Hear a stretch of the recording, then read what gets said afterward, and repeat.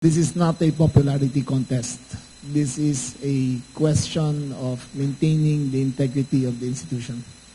Thank you. Mr. Mark Makalalad of DZBB.